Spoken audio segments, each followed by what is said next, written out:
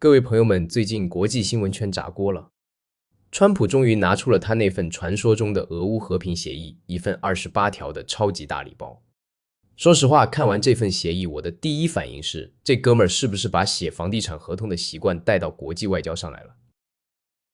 你們知道這份協議是怎麼來的嗎？是川普的特使威特科夫，一個搞房地產的，跟俄羅斯那邊的德米特里耶夫、普京的親信，兩個人悄悄商量出来的。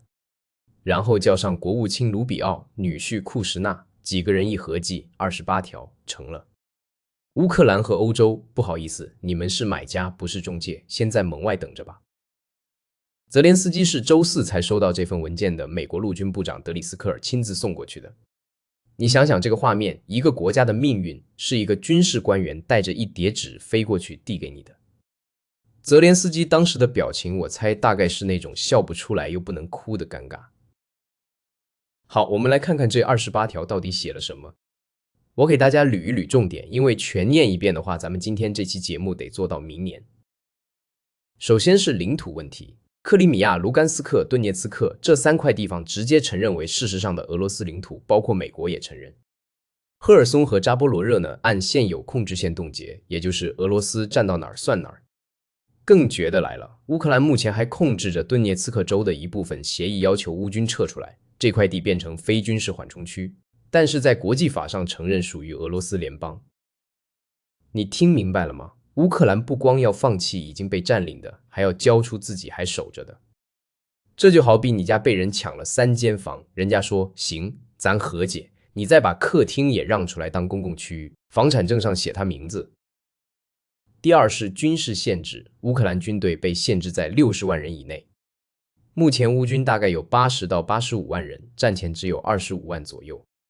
另外，烏克蘭不能擁有能打到莫斯科的遠程導彈，不能入侵俄羅斯，不能用武力收復失地。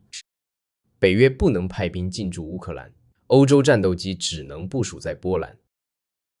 第三是北約問題，烏克蘭必須在憲法裡寫明永不加入北約，北約也要在自己的章程裡加一條永遠不接納烏克蘭。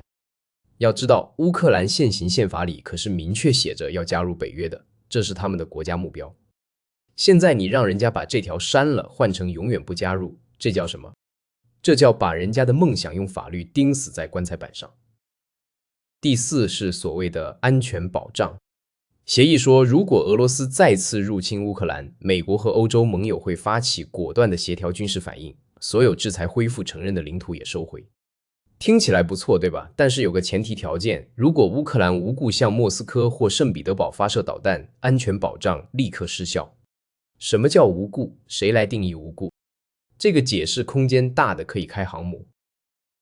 還有一條特別有意思，100天內烏克蘭必須舉行大選。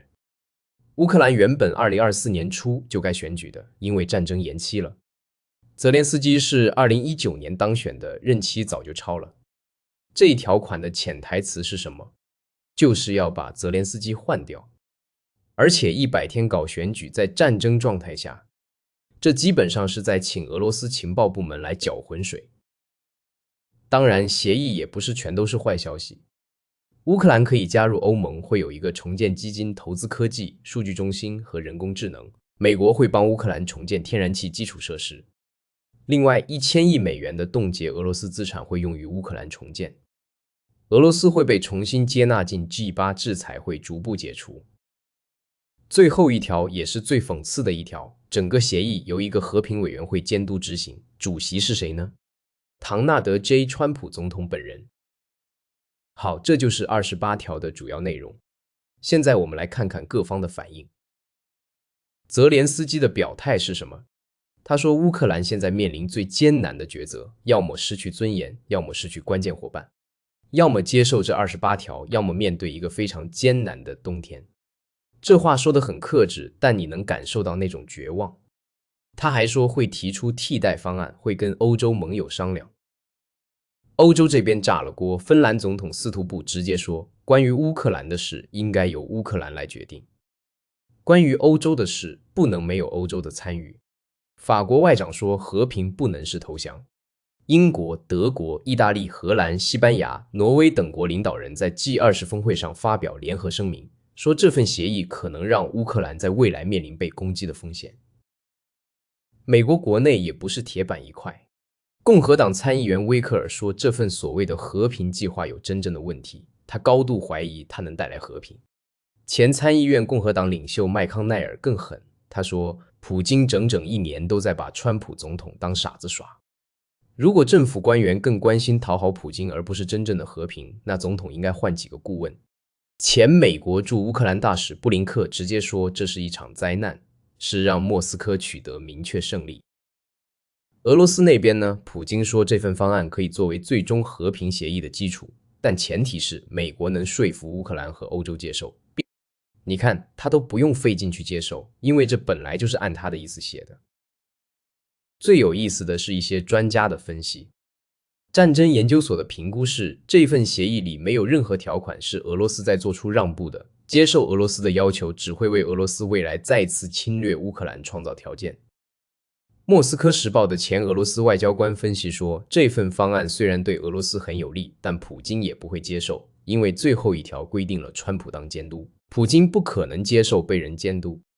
他發動這場戰爭本來就是要證明他跟美國平起平坐，不是被美國管着的。所以你看，這份協議的處境很尷尬，烏克蘭覺得太虧，俄羅斯覺得不夠爽。